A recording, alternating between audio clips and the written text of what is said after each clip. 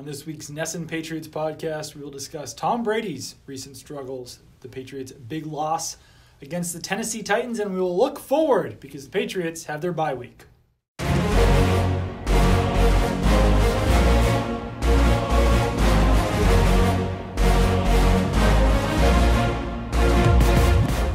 Hello and welcome to the NESN Patriots podcast. I am Doug Kide, joined by Zach Cox. As always, I switched things up there a little bit. Throwing me off a little bit. I there. know. I don't know if I can continue. No, how's it going, Doug? I'm good. good. I'm gonna go out and say that I'm very, very happy that the bye is here. Yeah. Week 11 bye is kind of late. I mean, it's late for us. I can't imagine how it feels for these guys who've had to play football the last 10 weeks. It's exhausting enough covering this team every single day. I think everybody can kind of use a break this weekend. And it has been kind of a tough schedule. I wrote about this. I forgot what piece I wrote about this in, but it's been a tough schedule because the Patriots had 5 night games. And between, playing Sunday night and then the following Sunday afternoon, playing a Monday night game into a Sunday night game, playing a Sunday night game into a Thursday night game. Sound like Belichick right now. I know. The Patriots have had 5 short weeks. And some of them are longer than others. Some of them are shorter than others. For every long week, you got a short week. But, you don't look at a Sunday night game into a Sunday afternoon game and think, oh, that's a short week. But it is, because you're still going to get less sleep that night. Yeah. It's still less time between games, even if it is only a matter of hours. And the Patriots have had to face that a lot this season. And us writers have had to face that a lot this season as well. There's been a lot of, lack of sleepless nights here in the Patriots schedule. Thoughts and prayers to us. Yeah, I think that we're the real heroes here. I think that's what we've established so far. But let's get into first... obviously the biggest news of the day is the Patriots signed Ramon Humber. I think we can all agree on that. Patriots have just made some kind of minor moves to their special teams roster over this week. They released Kenyon Barner. They released Nicholas Grigsby. They activated cornerback Duke Dawson, and they signed Ramon Humber. He's a special teams linebacker. He was on the team in the summer of 2016. That's pretty much all you need to say about him. But Dawson was interesting. There was kind of a question as to whether the Patriots would activate him or not, because the Patriots didn't use either one of their activation IR spots last year. They wasted them on Shea McClellan and Malcolm Mitchell. Neither of whom actually played. Neither of whom came off that injured reserve list. This year they did bring back Duke Dawson, and I think that he could compete with Jonathan Jones for that slot cornerback role. Maybe not right away, but eventually. Yeah, I definitely think he could be in the mix, and you have to imagine the Patriots feel the same way, or else they wouldn't have used this roster spot to activate him. We talked about Dawson a good amount last week or 2 weeks ago, whenever it was that he kind of came back into the fold. Wasn't really that impressed with him from what I saw over the summer, but obviously that was a long time ago, and that was very, very early in his NFL career, and you can point to plenty of players who kind of struggled out of the gate and went on to become pretty solid football players. And he was a second-round pick, so obviously a pretty high pedigree in there. I'm interested to see how he's used going forward, whether he even is active in these first couple games with him now being on the 53-man roster. But yeah, like you said, Jonathan Jones has been okay this season. He hasn't been. I think he kind of might have taken a bit of a step back from last year. Yeah. He seemed to be at least making a few more plays last season. He does have a couple interceptions. He has some pass breakups, but I definitely think they're in a situation where they could kind of experiment with that slot corner spot a little bit. And now with Eric Rowe out for the rest of the season, then I think Dawson could see some of those snaps in there. Yeah, and I think it benefits him just that he had 3 weeks of practice before he was even activated. He had today's practice, the Patriots' only practice before the bye week, and then he's got next week's practice as well before the Jets game. So he'll definitely have a lot of time on the practice field, and I think that might give him a slightly better chance of being active in that game against the Jets next Sunday. But before we get too far out ahead of ourselves, the Patriots did play the Tennessee Titans this week. They lost 34-10, and the entire New England region is kind of panicking about this. And not only New England, a lot of the national hot take artists have declared that Tom Brady has a noodle arm and the end is nigh. Yeah, this basically has kind of followed the same trend that we see every time that the Patriots have one of these losses where everybody freaks out, and then usually it ends up being okay. But I don't know, it's a little tough to kind of sift through this, because on one hand, it's kind of foolish to doubt the Patriots until they actually lose until they actually get knocked out early in the playoffs or something like that. But on the other hand, we haven't seen them have a loss like this in a long, long time. I mean, this basically kind of mirrored the same formula of those losses they had earlier in the season to Jacksonville and Detroit. But those happened, like I said, early in the season, within the first 3 weeks. You don't see the Patriots lose games like this in November. I mean, this game was the first time the Patriots, or a Tom Brady-led Patriots team, had lost by double digits in October, November, or December since 2010. Yeah. And that's only happened a handful of times throughout the entire kind of Tom Brady, Bill Belichick era. So this is not a standard Patriots don't show up, they end up losing by, 4 or 5 points. It was kind of like the Miami game they had last year where they lost by a touchdown, or the Seattle game they had 2 years ago where I think they lost by 6 at home. Those were close games. They were kind of tight, hard-fought games. This one was just an ass-kicking. They got destroyed by the Titans in every facet of the game. Their offense stunk. Their defense stunk. Their special teams stunk for the most part. So this was really kind of an all-around emphatic beatdown this late in the season. I don't know how they're going to react because we haven't really seen, like I just said, we haven't really seen the Patriots have a loss like this in a long time. I wouldn't be panicking if I was a Patriots fan right now, and I don't think the Patriots themselves are panicking, but it's noteworthy that this is happening at this point.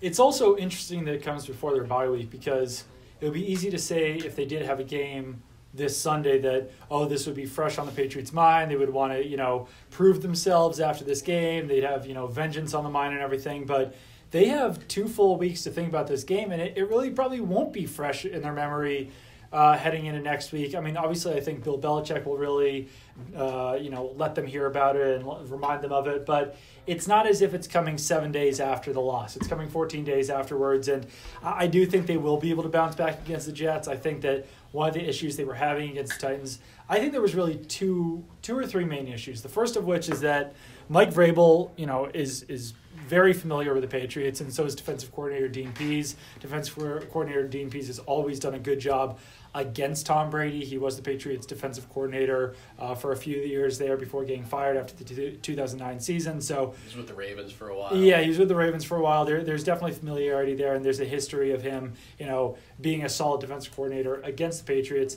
Another thing is that the Patriots just had a lot of injuries in this game. Rob Gronkowski didn't play at tight end again. Sony Michel didn't look 100% on his knee. Shaq Mason didn't play at right guard. And then even during the game, Dwayne Allen got banged up. Trent Brown got banged up. Marcus Cannon got banged up. There was a period there where we were kind of wondering if the Patriots would have to go to some emergency offensive tackle because Marcus Cannon was already out of the game. Trent Brown spent a lot of time on the ground after a play, and then he kind of had to get up, brush himself off, and keep playing, but then he eventually did get knocked out of that game with a back injury. So it was one of those games where pretty much everything that could have gone wrong went wrong, and there was still a moment before the half where if things had gone a little bit differently, it would have been more possible for the Patriots to come back. But the fact they didn't shows that obviously they weren't able to do that. Their defense did give up a touchdown there at the half to the Titans, and that was almost kind of the dagger in the game. Yeah, that really was. I mean, the Titans faced 2 third downs on that final drive of the first half that you were just talking about, including a 3rd and 14. Yeah. Marcus Mariota ends up completing a 20-yard pass to Corey Davis, who really kind of worked over Stephon Gilmore all game. And probably the biggest surprise, the most surprising aspect of this game to me was how badly Stephon Gilmore got beat by Corey Davis throughout this entire game, considering how well he had played over the previous 5 or 6 weeks. But yeah, he makes that catch. Then they end up converting another 3rd down later in that drive on a pass to Anthony Ferkser, who most people probably have never heard of unless you got really, really desperate in fantasy. He's a Harvard guy. His 3rd catch of his entire career, beat Devin McCourty on that play. They end up scoring a touchdown and to take a 24-10 lead into the half, then just kind of pile it on after halftime. They only ended up scoring 10 points in the second half, but the Patriots really couldn't get anything together offensively. Yeah, and I think that obviously the biggest story out of this game has been Tom Brady's struggles. He's thrown 1 touchdown in his last 3 games. He's only on pace this season, I think, for 25 touchdown passes. He's thrown more interceptions than usual this year. And I think by most metrics, you'd say that 2013 was probably his worst season in recent memory, at least, and this one's probably his 2nd worst season in recent memory. And I don't know. I think that we'll just kind of have to see how the last 6 games go to decide whether this is age catching up with him, a lack of weapons, something else.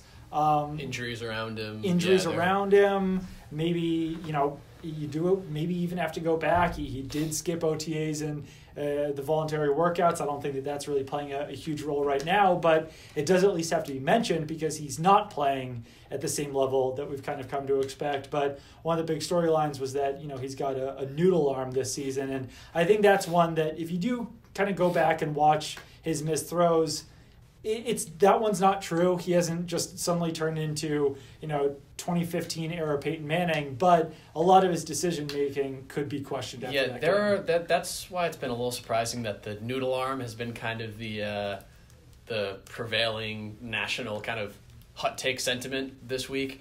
Because there are a lot of negative things you can say about Tom Brady after this game. His decision making wasn't great.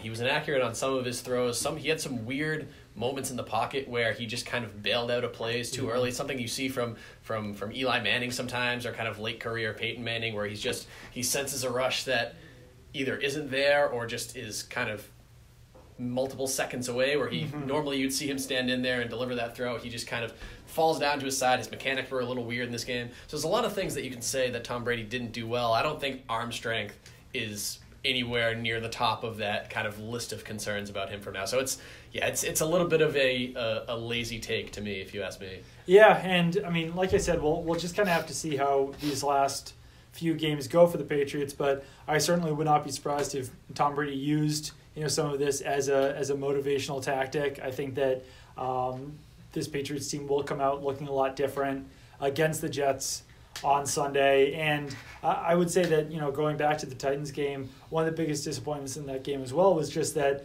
a lot of the defensive players who have been making plays for them all season and even over the last few games didn't have good games. Stephon Gilmore, like you said, got beat by Corey Davis for almost 100 yards. He let up a touchdown. Yeah. Trey Flowers only had 1 pressure. He was decent against the run, but not great as a pass rusher. And then Patrick Chung let up a touchdown. He also missed a tackle on 3rd down, missed another tackle too. So just kind of a down game in general for Patrick Chung there. And I don't know, I would say that, looking at this season as a whole, especially on defense, there haven't been a ton of standout players. I think that usually, 2014, 2016, you would look at Devin McCourty and Dante Hightower. There would be, Trey Flowers was in there. Stephon Gilmore last year. Before that, you'd have, maybe guys like Darrelle Revis or Malcolm Butler. There's not a ton of standout players on this team in general. Really, as far as you look at standout players, you would say James White, Stephon Gilmore, Trey Flowers, obviously Brady. Julian Edelman of late. Gordon in some games, Josh Gordon. Rob Gronkowski in week 1, but really not beyond that. But there's not a ton of that high-end talent on this team. And that's not to say that will be the case as we move forward, but there hasn't been a lot of those standout performers, which is, I guess, a little bit concerning so far. Yeah, in some games caveat that you just said earlier kind of applies to a lot of people. Like, I think Dante Hightower's had some really good games recently. Yeah. He actually played pretty well, I think, against Tennessee, but he hasn't been a kind of a consistent standout. Kyle Van Noy's a guy who's played well in a good amount of the games, but hasn't been kind of consistently flashing out there. So yeah, it's really kind of a lack of I don't know if I want to call it top end talent, but a lack of players that are playing at kind of a high elite level this season. It's really the only guys you can put are the guys you mentioned. I think the guys that have been playing at that level over the course of the entire season, it's just Stephon Gilmore, Trey Flowers, and James White. I mean, Julian Edelman has been basically exactly what the Patriots wanted him to be since he came back, but he's only played in half of the game so far this season. So yeah, overall it's something that we haven't seen in a little while in New England, where for the last couple of years, the Patriots have had numerous standouts on both sides of the ball. And I mentioned Trey Flowers and Stephon Gilmore in that Titans game, but James White was another one who didn't really produce like we expected him to. Not sure if he's 100% healthy. That's what I was going to say. Yeah, he did suffer the knee injury midway through the Packers game.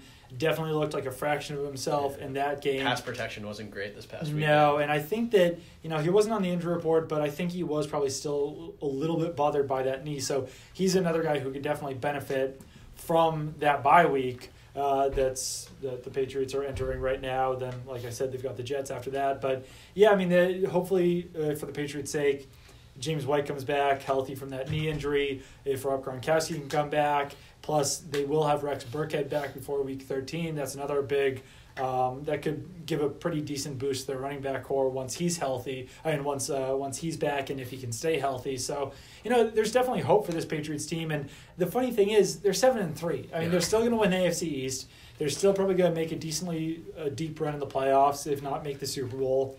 And maybe I'm just being Pollyanna-ish for the Patriots' sake, but I still think they have a chance at a first-round bye or even that number 1 seed. I mean, they play the Steelers. The Steelers currently have 2 losses. So if the Patriots win out, which includes a win against the Steelers, then they'll at least get the number 2 seed. The Chiefs still have to play the Rams this week. Yeah. That game is now in LA. Plus, they've got the Chargers on their schedule as well. Patriots have the tiebreaker over the Chiefs by beating them. I think that is really big right now. So I think a lot of people were kind of writing the Patriots off from having that number 1 seed or number 2 seed, but it's certainly still possible, and there's not an obvious loss left on the schedule for the Patriots. I think that playing in Pittsburgh is going to be really tough, and playing the Vikings at home is going to be tough, but if the Patriots can win that game against the Steelers, I think they do have a really good chance of still getting a first-round bye in the playoffs. I think they do too. I think the home field is going to be tough. I think they still do have a chance of getting it. I just think that 3-game stretch where after they play the Jets after the bye, then it's Vikings at home. Mm-hmm. Vikings are playing a lot better of late. Yep. They've won. I think they have 2 losses in their last 5 games, but both of those they were to probably the 2 best teams in the league right now in the Saints and the Rams. Yep. Both of those were pretty close games. They have a good defense. They've got a lot of weapons. Adam Thielen's putting up crazy numbers. After that, they go to Miami, and Miami kind of stinks this year, but the Patriots have lost 4 of their last 5 in Miami. Yep. For whatever reason, they just can't win down there. Or they just do so very infrequently, and then you go to the to Pittsburgh, which is a game that they very nearly lost last year on the Jesse James survive the ground no catch shenanigans there at the end. So if going 3 of 3 in that stretch, I think is going to be difficult for the Patriots. I think they can do it, especially if everybody comes back healthy, because I think you could see their offense improve significantly after this bye if Rob Gronkowski comes back healthy and all those other players you mentioned are kind of back at full strength. But I don't know. It's tough. I think they still have a very good chance of getting that first round bye, but I don't know. I think they have a better chance of not getting home field than they do of getting home field. That's my hot take. The number one seed is gonna be tough. I would say that before this last week, and obviously you have to throw it in. They lost to the Titans 34-10, but coming off a 6-game winning streak, I think that everyone kind of assumed that the Patriots would just be kind of sitting pretty this year, and obviously a loss definitely throws a wrench in those plans a little bit. But this is still the same team that won 6 in a row. They did so against some pretty tough opponents. The Bears are they're tough. The Packers with Aaron Rodgers are always tough. So it's not like they were just rolling over weak teams.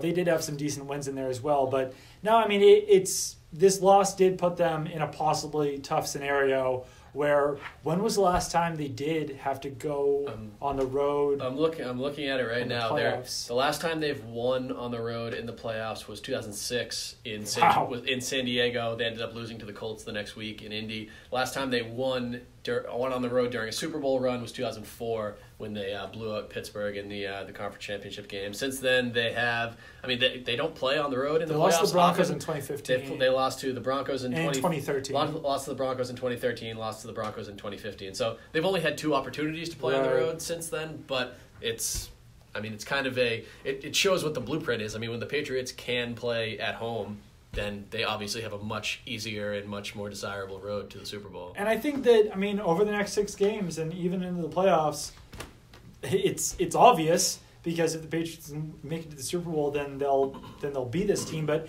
we have to decide whether this Patriots team is a 2013/2015 team, or if they're going to be a 2014/2016 team.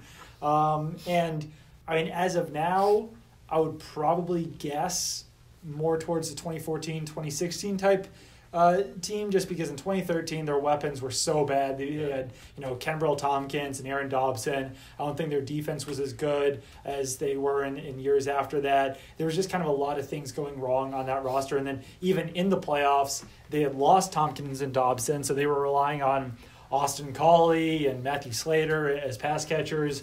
Rob Gronkowski got hurt that year, so it was Matthew Mulligan and Michael Ho'omana-Nui.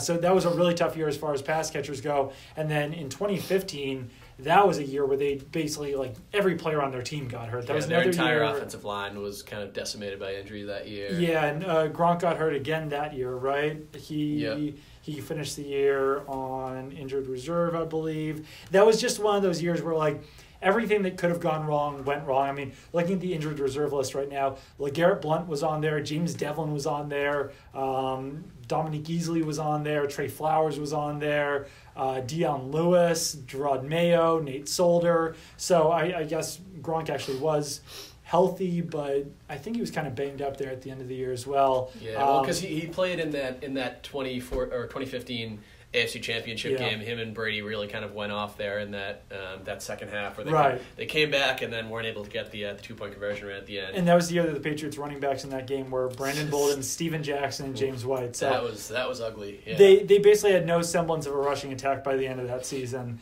And like I said, half the team was basically injured that year. So I don't know. It all depends on health, I think, throughout the end of the season. This is a team that did beat the Kansas City Chiefs. Granted, it was at home, but they had some really quality wins in that 6-game winning streak. So we'll just kind of have to see how this goes for the rest of the year. But the fact that they were able to lose a game like they did against the Titans, who it's not like the Titans were great. They came into that game 4-4. It was almost a must-win game for Tennessee. Right, and they did win it, and it was on the road, and there's a lot of caveats there, but. I think the last 6 games of this season will really show where this Patriots team is at this point. Absolutely.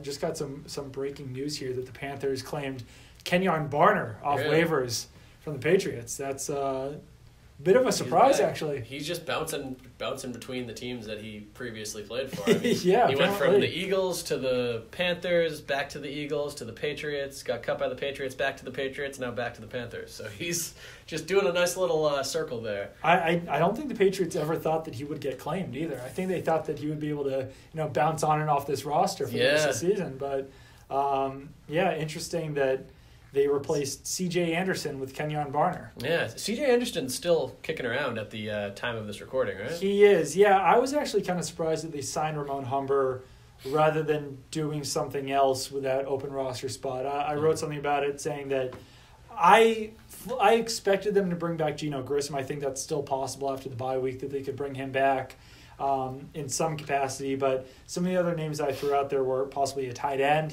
signing a tight end off another team's practice squad, or even just adding C.J. Anderson because, I don't know, I know that Sony Michel is healthy now. I know that they're getting Rex Burkhead back, but the Patriots learned this season, and they learned in 2015, that running back depth is very important. And if they get to the playoffs and Sony Michel and Rex Burkhead are banged up again, since they've both kind of proven to be injury-prone this season, then you're looking at the Patriots using Cordero Patterson as their running back in that game, and that certainly worked against the Packers, but I'm not sure if that would work in a road playoff game. Yeah, what's the, not to jinx anybody or wish injury on anybody, but what's the chance that Sony Michel and Rex Burkhead both make it through the end of the season without suffering another sort of injury, just given what their kind of track records have been so far? So I agree that it would have been probably in their best interest to add another body there, but we've been saying that for 3 or 4 weeks now, and it just feels like we've been saying that for 10 weeks. Seems like the Patriots don't agree. And then with the tight end too, that's a little bit of a strange choice if they're going. Well, I guess there's plenty of time before their next game, so they could still add somebody before the Jets game. But especially since Dwayne Allen reportedly is expected to miss a couple weeks, that leaves just Rob Gronkowski and Jacob Hollister. Jacob Hollister is another guy who's been really injury prone. Both of those guys this year actually have missed a combined 8 or 9 games with injuries. Jacob Hollister isn't a blocking tight end whatsoever, and that's basically only what Dwayne Allen is right now. So I don't know. It's strange to me that they haven't made a move there yet. Maybe they will again over the next 9-10 days before the Jets game, but it seems like they could use some extra depth there too. I think that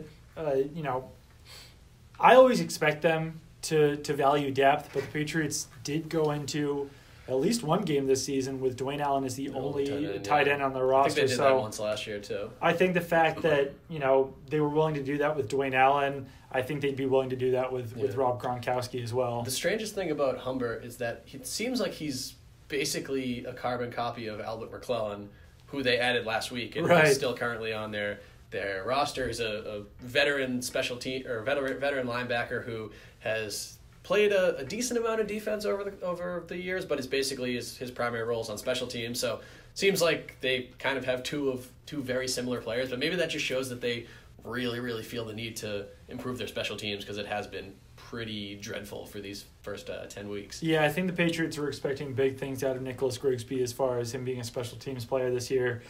He got cut when the Patriots activated Duke Dawson, and I think he might have been a little bit of a disappointment on special teams this year. And even just, I'll openly admit I pay more attention to defense than special teams.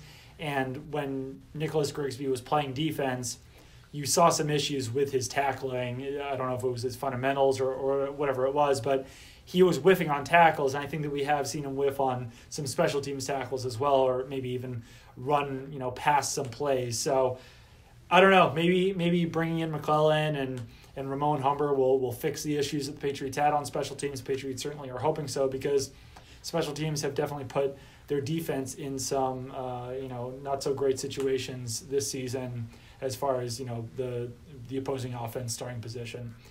So yeah, a lot to decide over the last few weeks of the season. A lot to see how the season's going to go for the Patriots. But unless you have some final thoughts, I think that will do it for this week's NESN Patriots podcast. Shout out KP high school football headed to the state championship game, the Super Bowl for the third straight year. Nice. I think they're playing North Andover this year. They're two-time defending state champions. My alma mater, we're both Hockomock guys in here, so everybody can cheer on another Hockomock state championship. So I think they're playing the not to go on a tangent, but the Massachusetts high school football playoff system doesn't make any sense. Oh, it's terrible. Because they played the semifinals the state semifinals this past Friday. Right. And then they have a bye this weekend. Then they play the Thanksgiving game. Yeah. Then they play the state championship game. So it's basically a 3-week break between the state semifinals and the state finals, which doesn't make any sense to me. They're really kind of keen on keeping those Thanksgiving rivalries and everything, which I get, but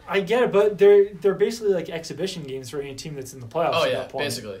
And I don't know how most teams handle that, but it is really weird to just throw in this completely meaningless game in the middle of a playoff run when you're getting ready for a state championship game. And plus, the teams that don't make this is a ton of Massachusetts high school football talk, but the teams, the regular season now is like 7 games long, and the teams that don't make the playoffs just play like 3 randomly assigned exhibition games against teams that didn't make the playoffs, while other teams are playing in the playoffs. That's just very to strange. Tide them over until Thanksgiving. So good. I guess it's good for teams that are in the playoffs, but for everybody else, it's just a little awkward. Well, there's also how many state champions are there in Massachusetts now? 8 or something? I think there's 8. They actually cut it down. It used to be 12 because they net. Yeah. It's a very weird system. I never had to worry about that back when I was at KP because we were terrible, and then ever since I've left, we've basically been the best team in the state. So you can probably see the correlation. Yeah, there might be a correlation there, but all right, yeah, get some good Massachusetts high school football talk there at the end. But like I said, that will do it for this week's podcast. We'll be back to preview the Patriots game against the Jets next week when we'll be back here at Gillette Stadium. So keep it on NESN.com for all of your Patriots coverage. Follow me on Twitter at Doug Kide. Follow Zach on Twitter at Zach Cox NESN.